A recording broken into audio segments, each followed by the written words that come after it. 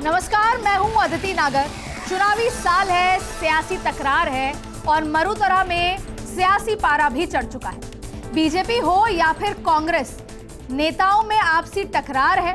और आपको बता दें कि मरुधरा के रण में मोदी और शाह की एंट्री भी होने वाली है और पहले भी लगातार संगठन की बैठकें ले चुके हैं। और संगठन में अब बड़ा फेरबदल होने के बाद बीजेपी के नेता अमित शाह 15 तारीख को भरतपुर की एक बैठक कार्यकर्ताओं की ले सकते हैं। तो वहीं साथ में प्रधानमंत्री मोदी भी मई के महीने में राजस्थान पोखरण का दौरा भी कर सकते हैं। लेकिन अब कांग्रेस हो या बीजेपी, लगातार अंदरूनी सियासत चल रही है। लेकिन आज जो देखने को मिला उसमें मिला कि कांग्रेस में अपनों ने ही मोर्चा खोल रखा है। पूर्ववर्ती बीजेपी सरकार में हुए कथित भ्रष्टाचार के मुद्दे पर सचिन पायलट ने जयपुर में अनशन किया और जांच की मांग की। हालांकि जयराम रमेश हो या फिर सुखजिंदर रंधावा हो, पवन खेड़ा हो, सभी लोगों ने इस अनशन को सही नहीं माना। उसके बावजूद भी पायलट ने अनशन किया। तो सवाल यही है कि किसकी किससे सियासी लड़ाई है और मिशन 2023 के लिए कौन कितना मजबूत है। आज चर्चा होगी इसी मुद्दे पर और हमारे साथ डिबेट में तमाम लोग मौजूद हैं।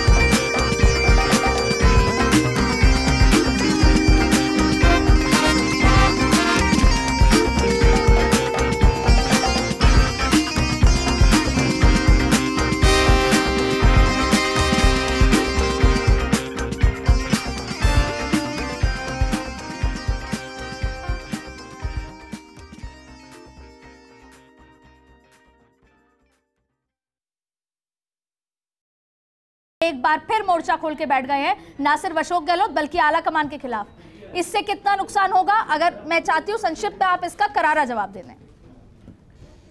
जब देश के हाईकमान ने इसको मना कर दिया गया था कि हमको इस बातों में नहीं पड़ना, उसके बावजूद भी अगर कोई नेता कर रहा है तो उसके बारे में पार्टी की लाइन है। राजस्थान में कांग्रेस की पार्टी जननायक अशोक गहलोत, हमारे प्रदेश कांग्रेस के सम्मानित अध्यक्ष गोविंद सिंह डोटासरा के नेतृत्व में हम एकजुट हैं। ये कहीं कोई तो ऐसे में क्या एक्शन लेना चाहिए सर, आज जब ये सब कुछ हुआ मना करने के बाद? अब ये तो भारतीय राष्ट्रीय कांग्रेस का मसला है। राजस्थान की कांग्रेस तो इसमें क्या कर सकती हो, देश के बड़े नेता हैं। जब रंधावा साहब ने कह दिया कि आपको ऐसा नहीं करना चाहिए, फिर अगर करते हैं तो रंधावा साहब का मामला है, खड़गे साहब का मामला, इसमें राजस्थान प्रदेश कांग्रेस का कोई। सर, एक कार्यकर्ता के रूप में, एक नेता के रूप में आप क्या चाहते हैं आज रात तक क्या एक्शन लिया जाए? क्योंकि आलाकमान तो एक्शन लेने से बचता है ना हमेशा। तो आलाकमान के आगे हम तो नतमस्तक है, हम तो कार्यकर्ता। आलाकमान जो भी फैसला होगा करेगा, हम तो उनका साथ में। अशोक सिंह शेखावत जी से बात करते हैं। अशोक सिंह जी, आप के बड़े बड़े नेता अब जो हैं बीजेपी के, वो आने वाले हैं। क्योंकि आप लोग अब ग्रास रूट पे तैयारी शुरू करेंगे, कर्नाटक चुनाव खत्म होते ही हम देखेंगे रेड कार्पेट बॉम्बिंग भी होगी। लेकिन कितना फायदा दे रहा है सचिन पायलट का ये अनशन जो वो अपनी पार्टी के खिलाफ खोलकर बैठे हैं? देखो कि जिस प्रकार से आप देखेंगे कि भारतीय जनता पार्टी आप 2014 की आप यदि रूप में आप देखेंगे तो भारतीय जनता पार्टी लगातार यदि चुनाव जीत रही है और 303 सीटों का जो सफर तय किया है, वो सफर जो तय किया है वो काम के आधार पर किया है। ऐसा कोई सफर तय नहीं कर सकता कि काम के आधार पर नहीं करो। और ये हम अतीत में यदि कांग्रेस में जाएं तो वो यदि वोटों को यदि 300 से ऊपर पहुंचे हैं तो किस आधार पर पहुंचे? कोई सहानुभूति के आधार पर पहुंचे थे। एक तो ये बात। दूसरा कहा कि भारतीय जनता पार्टी के अमित शाह जी और प्रधानमंत्री नरेंद्र मोदी जी का यहाँ राजस्थान के अंदर चुनाव की विशाल के रूप में यहाँ आना। मैं आपको ये बताऊँ कि यदि अमित शाह जी की हम करें तो 2021 में सितंबर में जयपुर में ही बूथ कार्यकर्ताओं का सम्मेलन हुआ संभाग का, तो उसमें अमित शाह जी आए। उसके बाद में जोधपुर में होता है, जोधपुर में भी अमित शाह जी आते हैं। और उनके अलावा मोदी जी का कम से कम भी आप देखेंगे तो मानगढ़ के अंदर आदिवासी क्षेत्र में। जी सर देखिए, आपके अमित शाह जी को ये लगता है, जो आपके पार्टी के वरिष्ठ नेता हैं, उनको ये लगता है कि अभी तक पिछले 4.5 साल में आप कोई बड़ा मोर्चा नहीं खोल पाए कांग्रेस या फिर अशोक गहलोत सरकार के खिलाफ। ऐसा क्यों? क्या उसकी भरपाई करने वो खुद आ रहे हैं, खुद खोलेंगे मोर्चा? क्योंकि आपकी जनाक्रोश यात्रा उतनी सक्सेसफुल नहीं हुई और ये दिल्ली में चर्चा का विषय है, रहा है और अभी भी है। देखो कि आपने ये कहा कि 2 प्रश्न पूछे। पहला प्रश्न पूछा कि क्या बीजेपी कांग्रेस सरकार के खिलाफ इन 4-4.5 साल के अंदर कैसा विपक्ष के रूप में कैसा किया, सदन से लेकर के सड़क से लेकर के। हमने चाहे रीट का मैटर हो, चाहे पेपर लीक के वहाँ हो, कानून व्यवस्था हो, चाहे बजरी माफिया का हो, या बिजली से संबंधित बात हो, क्या किसान से संबंधित बात हो, मैं आपको कह सकता हूं कि हमने जाकर के एसडीएम कार्यालय से लेकर के जिला कार्यालय कलेक्टर तक के लिए घेराव किया, प्रदर्शन किया और प्रदेश के अंदर बड़े बड़े प्रदर्शन किए। लेकिन कांग्रेस सरकार यदि अपने विधायकों की नहीं सुने, अपने मंत्रियों की नहीं सुने, अपने कार्यकर्ताओं की नहीं सुने, आम जनता की नहीं सुने, और जो सचिन पायलट जी बैठे हैं, जो 4 साल से जो अपनी बात कहने के लिए तैयार बैठे हैं कि आप सुनो, आम जनता की सुनो, हम की सुनो। क्यों सुनने लग गए? हो सकता है सचिन पायलट की बात कांग्रेस नहीं सुन रही है, पर ऐसा क्यों है कि भारतीय जनता पार्टी सचिन पायलट की बात सुन रही है? क्यों दिल्ली से इस तरह की बातें आती हैं? आज भी जो सचिन पायलट की हिम्मत है, कहीं ना कहीं ये कहा जाता है कि इसमें पीछे भारतीय जनता पार्टी की हिम्मत उनको दी जा रही है। आप क्यों सुन रहे हैं उनकी बातें? मैं कह रहा हूं कि यदि किसी भी दल में कोई भी नेता हो और जो भी पीसीसी अध्यक्ष रहा हो और पूर्व मुख्यमंत्री हो, और उसके साथ में 3 साल के अंदर 2020 के बाद में जो एपिसोड हुआ, उसके बाद में किस प्रकार के उनके साथ आपने व्यवहार किया हो, तो क्या उसकी परिणति ये नहीं होगी, उसके कॉन्सिक्वेंस यदि कांग्रेस को यदि भुगतने पड़ रहे हैं? बहुत मैं यहीं पे आपसे बात पूछना चाहती थी। मैं चाहती थी आप ये बोले, व्यवहार तो वसुंधरा राजे के साथ भी ठीक नहीं हुआ। व्यवहार तो वसुंधरा राजे जन्मदिन मनाती है और एक बार नहीं, हर साल पिछले 4 सालों में जब मनाया तब सतीश पूनिया ने कहीं पर कार्यक्रम रख लिया। व्यवहार तो कई बार ऐसा हुआ कि पोर्च में उनकी गाड़ी नहीं खड़े होने देती। तो व्यवहार तो आपकी पार्टी में भी सीनियर नेताओं का ढंग से नहीं हो रहा, और आज भी उस व्यवहार किस तलक जाएगा, कितना दूर जाएगा, नहीं पता। सुभाष गर्ग जी बताएं आप। मैं बताऊं आपको, यदि भारतीय जनता पार्टी आज विपक्ष में, विपक्ष की आवाज उठाना मुझे लगता है कि सबसे बड़ी प्राथमिकता होनी चाहिए, और आम जनता की आवाज उठाना, और वो जनता की आवाज उठाना का हमने 4.5 वर्ष में किया है। लेकिन आपको मैं पहले ही बता चुका हूं कि आपको जिस प्रकार से आप देखिए, कई आए, अमित शाह जी भी आए, जिसमें मोदी जी भी 4 बार के लगभग आ चुके हैं, जेपी नड्डा जी भी यदि राजस्थान के अंदर आ चुके हैं, कम से कम भी कई चीज़ों को आ चुके हैं। जी आप देखिए, जैसे जिस प्रकार से आप सबसे बूथ सम्मेलन हमारा हुआ था, सूरतगढ़ के अंदर हुआ, तो जो बीकानेर संभाग था उसमें सभी कार्यकर्ताओं को उन्होंने संबोधित किया। इसी प्रकार से जेपी नड्डा जी हों, चाहे प्रधानमंत्री जी हों, चाहे अमित शाह जी हों, हमारा जो शीर्ष नेतृत्व है राजस्थान में आता है, बार बार में आकर के दिशा निर्देश भी दिए जाते हैं किस प्रकार से संगठनात्मक रूप से हमें भाजपा को रहना है। और कांग्रेस सरकार ने क्या जो यहाँ 4.5 साल में जो किया है, जो जनता को नहीं दिया, जो वादा खिलाफी जो की है, जो राहुल गांधी जी बोल के गए। पूछ रही हूँ वसुंधरा जी को ठीक मैं कह रहा हूँ कि आप कह रहे हैं कि वो लोग आएंगे, वो तो आएंगे नहीं, वो तो यही कह रहा हूँ कि भारतीय जनता पार्टी, राजनीतिक विश्लेषक भी मौजूद है, उनसे समझ लेते हैं। सुभाष शर्मा जी, आपका स्वागत है। सुभाष जी, ये बताएं कि एक तरफ तो सचिन पायलट जो है धरने बैठे हैं, दूसरा, भारतीय जनता पार्टी में अब चुनावी तैयारी शुरू हो रही है, बड़े नेता आ रहे हैं, लेकिन अभी तक भी वसुंधरा राजे का क्या रोल रहेगा ये नहीं पता। दोनों पार्टियां किस मुकाम पर खड़ी हैं जहां पर चुनाव अगले 6 से 8 महीने के अंदर होने वाले हैं। राइट। एक्चुअल बात यह है कि आप दोनों दृश्य जो आपने दिखाए हैं, पहले हम बात कर लेते हैं सचिन पायलट के धरने की, क्योंकि वो मोस्ट रेलेवेंट है और इस वक्त चल रहा है। तो ये जो धरना है या ये जो गतिरोध है, ये बेसिकली पार्टी के मास लीडर में और पार्टी के खास लीडर में एक गतिरोध है। मास लीडर मैं यहाँ इसलिए कह रहा हूँ कि सचिन पायलट ने जिस तरह से 3.5 साल में अपनी एक धमक दिखाई है और इतने बड़े जमे हुए लीडर के खिलाफ भी वो एक तरह से कोई मैनेज नहीं कर पा रहा है उस लीडर को, और वो अपने जहां भी जा रहे हैं वहां अपनी पूरी ताकत दिखा रहे हैं। अब ये बात अलग है कि कांग्रेस में इस वक्त जिसको हम आलाकमान कहते आए हैं, जो शीर्ष नेतृत्व कहते आए हैं या प्रथम परिवार कहते आए हैं, वहां पर ऐसी अभी कोई भी शख्सियत नहीं है जो कि इस गतिरोध को दूर कर पाती या इस गतिरोध को किसी भी तरह से मैनेज कर पाती। और यहाँ पर खेल वन साइडेड हुआ, जिसमें कि अशोक गहलोत जो हैं वो अपनी पूरी फ्लैम्बॉयंस के साथ में सामने आए हैं और उन्होंने सचिन पायलट को न केवल किनारे कर दिया बल्कि रेलेवेंट भी कर दिया। और अब सचिन पायलट ठीक है, पार्टी के हिसाब से, पार्टी संगठन के हिसाब से और अपनी हैसियत के हिसाब से तो बिल्कुल रेलेवेंट हो चुके हैं। और आप यूं समझ सकते हैं कि अब वो हारे हुए एक खिलाड़ी की तरह से बिहेव कर रहे हैं। और अब उनकी इस अनशन से भी ऐसा नहीं लगता है कि सरकार में उनकी कोई स्थिति या कोई हैसियत में कोई परिवर्तन आएगा या वो अपनी पुरानी पूर्ववर्ती स्थिति को पहुंच पाएंगे। और ना ही ऐसा लगता है कि अशोक गहलोत किसी भी सूरत में अब उनसे कोई समझौता या झुकने की स्थिति लगती नहीं है। लेकिन ये तो ठीक है, लेकिन आज जो स्थिति कांग्रेस में पैदा हो गई है, एक तरफ तो अशोक गहलोत लगातार योजनाओं की बात करते हैं, आज भी वीडियो जारी हुआ, तमाम इस असमंजस की स्थिति में वो योजना और तमाम तरीके की बातें कर रहे हैं, लेकिन ये स्थिति का जिम्मेदार कौन है? आप कह रहे हैं कि कोई उनके बराबर का नेता नहीं था जो समझा सके। क्या सोनिया गांधी नहीं समझा सकती थी? क्या राहुल गांधी नहीं समझा सकते? क्या प्रियंका गांधी गलत तरीके से बैक कर रही थी या सही तरीके से, जैसा भी, क्या समझा नहीं सकती थी? आज कांग्रेस राजस्थान में जिस स्थिति पे आ गई, आज नहीं पिछले 4 साल में हर रोज जिस स्थिति पे आई है, क्या आलाकमान जिम्मेदार नहीं था उसके लिए? नहीं, आलाकमान तो पूरी तरह जिम्मेदार है, क्योंकि पहले ही जिस तरह से इम्बैलेंस हुआ और जिस तरीके से अशोक गहलोत के होते हुए सचिन पायलट को उतारा गया मैदान में और पीसीसी चीफ बनाया गया, पूरा चुनाव कैंपेन उनके नेतृत्व में हुआ और फिर अशोक गहलोत मुख्यमंत्री बन गए। ठीक है, मुख्यमंत्री बना दिया, उनको उनकी चॉइस थी, लेकिन सचिन पायलट को जो बात जो कही गई थी, या तो वो मिसकम्युनिकेशन था या कोई भुलावा था या सचिन पायलट किसी भुलावे में आए हुए थे। लेकिन जहां तक बात शीर्ष कमान की कह रहे हैं, आप आला कमान की कह रहे हैं, तो आला कमान तो साफ दिख रहा है कि इस पूरे के पूरे मामले को या तो पूरे 3.5 साल या यूं कहें कि पूरे 4.25 साल ही नजरअंदाज करता रहा, या कि वो जो चाहता था वही कर गया। ये अभी चूंकि इसमें एक और बात है कि जिसको हम आला कमान कहते हैं वो बहुत लिमिटेड लोग हैं, इसमें 3 लोग आला कमान कहलाते हैं।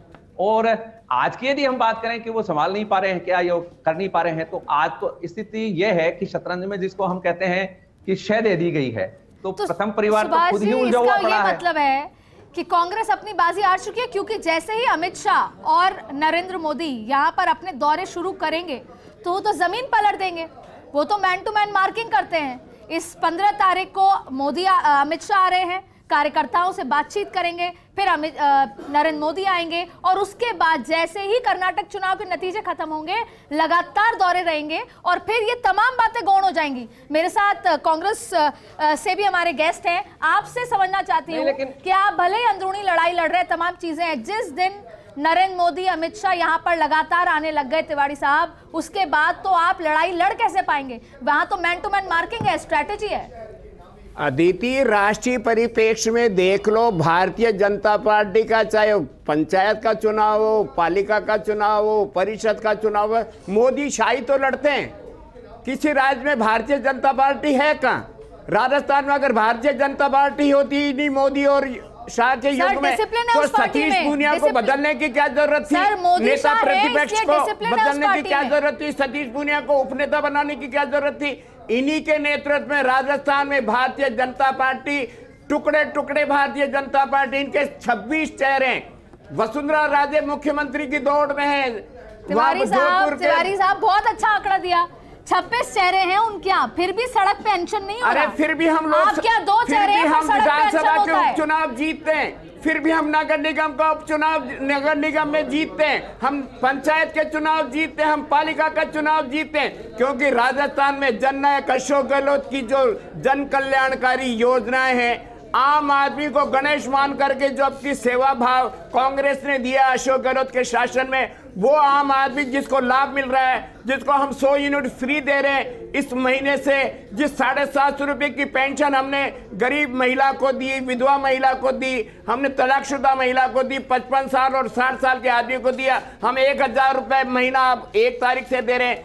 2000 यूनिट किसानों को हम निःशुल्क दे रहे हैं। हम कर्मचारियों को, सरकार के कर्मचारियों को नहीं आती थी, हम केवल निगम और बोर्डों के कर्मचारियों के हम ओल्ड पेंशन स्कीम दे रहे हैं। आम आदमी को बचत होना चाहिए इस महंगाई के युग में। जब बचत होगी तो उसको राहत मिलेगी, और जब राहत होगी तो अशोक गहलोत का जो सपना है कि 2030 में राजस्थान देश में नंबर 1 का राज्य बने, ये सारी योजनाएं हमको कि कौन हमारे लिए क्या कह रहा है। अमित शाह जी आ जाए, देश के प्रधानमंत्री जी आ जाए, आम आदमी महंगाई से त्रस्त है।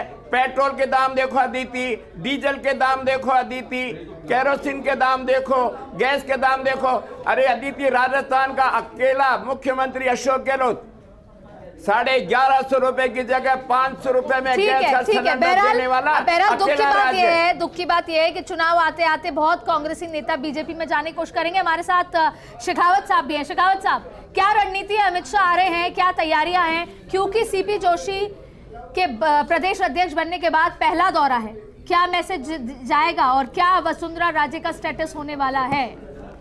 देखो अदिति जी, मैं आपको बताऊं कि अमित शाह जी, चाहे जेपी नड्डा जी या प्रधानमंत्री नरेंद्र मोदी जी का हो, भारतीय जनता पार्टी के जितने भी आप देखेंगे बूथ से संबंधित जो शक्ति केंद्र हैं हमारे, और मंडल से लेकर के जिले की जो जितनी भी हमारी कार्यकारिणी है, उसका पूरा का पूरा उन लोगों को संदेश देंगे और कार्यकर्ताओं से संवाद करेंगे।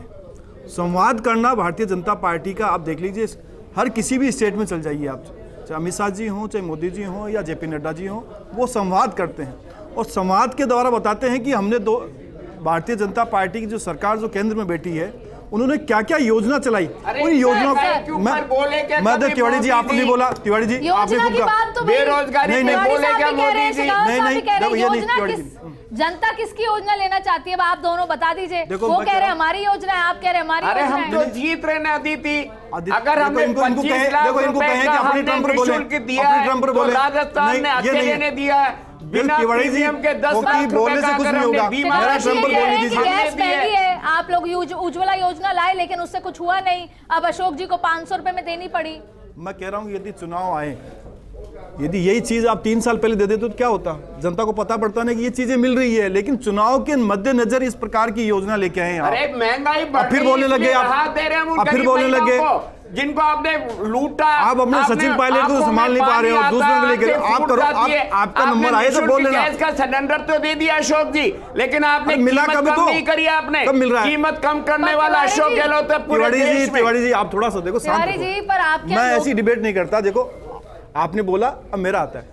मैंने ये कहा कि यदि कांग्रेस सरकार कोई भी योजना लेके आए, लेकिन वो योजना आज लगता है कि वो धरातल पर है क्या, उस योजनाओं में धरातल पर पहुंचती तो इस प्रकार के आपको लास्ट में जाकर के जो बजट के अंदर आपका प्रावधान नहीं है, रेवेन्यू का कलेक्शन आपसे नहीं हो पा रहा है, और ऐसी योजनाएं लेके आ रहे हैं आप, वो कब तक क्रियान्वयन होगा? कई योजना तो ये कह रहे हैं बजट वाली करेंगे, हम अगस्त में करेंगे, और अगस्त तक पैसा नहीं है, और नहीं हुई।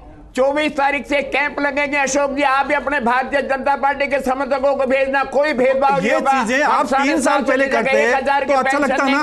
25 लाख का हम उसका इलाज फ्री करेंगे। अच्छा 25 लाख की, एक बताओ, 25 लाख की वाली बात कर रहे हैं कि योजनाएं बहुत ज्यादा अच्छी हो गई, लुभाने वाली, इसलिए अब केंद्र नेतृत्व को सक्रिय होना पड़ रहा है। मैं आपको मैंने बताया ना केंद्रीय नेतृत्व, इसीलिए अमित शाह, नरेंद्र मोदी, अमित शाह जी को बताया ना मैंने आपको, 2021 में आए, 2022 में आए, संगठनात्मक बैठक करने के लिए जयपुर के अंदर आए, उसके अलावा और भी यदि सरकारी कोई प्रोग्राम बनते उसमें भी आए, उसके बाद में भी यदि अब ये कहें कि केंद्र सरकार ने कुछ नहीं किया है, तो 3 राज्य के अभी चुनाव हुए हैं, सुभाष शर्मा जी से बात करते हैं। आप दोनों की लड़ाई का विषय, सुभाष शर्मा जी आप बता दीजिए, केंद्र की योजनाएं ज्यादा लुभा सकती हैं जनता को या फिर स्टेट की जो अशोक गहलोत की योजनाएं? देखिए, जहां तक बात योजनाओं का मामला है, ये योजनाएं बेसिकली होनी ही नहीं चाहिए। असल बात यह है कि देश को आज 75 साल हो गए आजाद हुए। आप कहीं भी चले जाइए दुनिया के विकसित देशों में, इस तरह की ये जो जलेबी लटकाने वाले जो कार्यक्रम हैं ये होते नहीं हैं।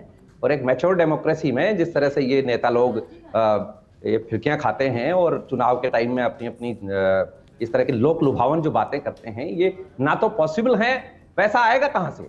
आप देखिए जरा कि इतनी बड़ी बड़ी योजनाएं दे देते हैं, प्रैक्टिकल इनके पास कोई ग्राउंड लेवल पर कोई रिसर्च नहीं है, कोई ग्राउंड लेवल पर काम नहीं है, और बस कह दिया हमने ये हो जाएगा। 7.5 करोड़ लोगों का ये राज्य है, 7.5 करोड़ का प्रदेश है, और जिस तरह से आप जिस तरह की बातें करते हैं, 500 रुपए का सिलेंडर दे देंगे, भाई कितने दिन दे दोगे आप और कहां से लाओगे पैसे? और दूसरी बात यह है कि जब वो उसकी रेट ही नहीं है बाजार में, कैपिटलिज्म में और सोशलिज्म में यही बेसिक फर्क है। कैपिटलिज्म जो है वो वादे करता नहीं है और चीजों को डिलीवरी करता है। सोशलिज्म की प्रॉब्लम क्या है कि वादे ही वादे करता है। तो सुभाष जी ये बताइए, चुनाव जीता किस पे जाएगा? विकास पे, हिंदुत्व पे, जातिवाद पे, किस पे? क्योंकि सारे हथकंडे दोनों पार्टियां अपनाती हैं। देखिए, राजस्थान के चुनाव की जहां तक बात है, राजस्थान में इस वक्त योजनाओं की जो गर्माहट है वो मौजूदा डिस्पेंसेशन के पास में है। मौजूदा डिस्पेंसेशन ने जिस तरह से लास्ट बजट में ये काम किए हैं, आप हम सब जानते हैं, जनता भी जानती है कि सरकार जाति के डंके जिसको बोलते हैं राजस्थानी में, कि भाई जाति के डंके बज रहे हैं। तो जाति के डंके बजाने के पहले आप इतना जबरदस्त ये जो आपने योजनाएं दी हैं, तो सबको पता है कि भाई इतना तो हमारे पास पैसा है नहीं कि इन सारी योजनाओं का भी आपने देखा। आरटीएच के मामले में, राइट टू हेल्थ के मामले में घोषणा हो गई। आप देखिए, इंदिरा रसोई में 8 रुपए की थाली मिलती है, ठीक है, लेकिन आप 5 स्टार होटल को 8 रुपए की थाली देने के लिए थोड़ी कह सकते हैं। आप किसी 5 स्टार हॉस्पिटल में ये जो चिरंजीवी योजना है उसका इलाज नहीं करा सकते, हम भी जानते हैं। लेकिन इतने सारे जो बड़े अस्पताल हैं वो आरटीएच में जो पंगा हुआ उसमें हटा दिए गए। तो सवाल अब ये भी है कि फिर क्यों हटा दिए गए? यही तो मैं कह रहा हूँ कि राइट टू हेल्थ आप देख ना पा रहे हैं, इसका मतलब सरकार विफल हुई है। बड़े हॉस्पिटल में इस बात के लिए भी विफल हुई है, चाहे भारत की सरकार हो, समय की कमी है, मैं जल्दी से इलाज देने का काम, ये भी जो कहते हैं सोशलिस्ट आधार पर कि हम ये करेंगे वो करेंगे, ये सब जिस तरह को हम कह सकते हैं कि जनता को एक अपने उसमें लेना है बेसिकली, चाहे वो केंद्र की सरकार हो। समय कम है, तिवारी साहब आखिरी कमेंट आपसे चाहूंगी संक्षिप्त में कि जो रायता फैला है आज उसको कैसे समेटेंगे चुनाव से पहले? मैं ये कह रहा हूं, राजस्थान में सरकार 2023 की दिसंबर में अशोक गहलोत के नेतृत्व में फिर कांग्रेस की सरकार बनेगी। हम लोगों को राहत दे रहे हैं, उससे बचत होगी, उससे हम बढ़ेंगे। आम आदमी का जब घर में शेखावत जी बताइए, ये तो दावा कर रहे हैं कि हमारी सरकार बनेगी। देखो कि इन्हीं के नेता कहते हैं कि फॉर्च्यूनर जितने हमारे विधायक आ जाएं तो बड़ी बात है, और कोई ये कह रहे हैं कि मर्सिडीज जितने या विधायक आ जाएं तो बड़ी बात है। और 2013 के अंदर भी इन्होंने ऐसे ही वादे किए और ये 21 पर आ गए, जो सेम टू सेम है, बिना जैसे घोषणा की ना उसी हिसाब से ही आए। तो ये बता दीजिए, आपने जो किसानों के लिए कर्ज माफी की उसके बारे में तो एक शब्द नहीं बोल रही कांग्रेस। हमारे हाथ में नहीं है। तो आप अपने जो ना मैनिफेस्टो में लिख देते हैं 14,000 करोड़ रुपया माफ किया किसानों का, वादा आपने किया था ना, तो केंद्रीय बैंक हमारे में नहीं है। कहो आप सीतारमण से, कहो आप देश के प्रधानमंत्री से। आपके पास तो मतलब राज्य सरकार के पास में 1,20,000 करोड़, 60 लाख जो किसान है उनके माफ कर दो, कौन मना करता? 14,000 करोड़ क्यों कर रहे हो? अरे भाई साहब, जो जिन्होंने केंद्रीकृत बैंकों से लोन ले रखा हमारे पास में है क्या? आरबीआई का कंट्रोल तो आपकी सरकार के लिए। आपके राहुल गांधी जी क्यों आए यहाँ राजस्थान में? हमने राजस्थान का सभी का बहुत बहुत शुक्रिया। देखिए क्या है कि एक बार तुम एक बार हम, इस पैटर्न को कौन तोड़ेगा इस बार ये देखना होगा। हालांकि जो कांग्रेस है वो दावा कर रही है, बीजेपी इंतजार कर रही है कि जब हमारे दिग्गज नेता आएंगे तो जमीन पलट के रख देंगे। बहरहाल दोनों पार्टियों के लिए चुनौती कम नहीं है, लेकिन एक महत्वपूर्ण बात के साथ छोड़ के जा रही हूं आपको। कल का दिन बेहद महत्वपूर्ण होगा, जब होगी कैबिनेट की बैठक, तो बहुत कुछ बड़ा आपके सामने आ सकता है और जो सियासत है वो और गर्मा सकती है। फिलहाल फर्स्ट इंडिया में इतना ही, बने रहिए मेरे साथ। आगे फर्स्ट इंडिया आपको और कुछ खबरों के साथ हाजिर होगी।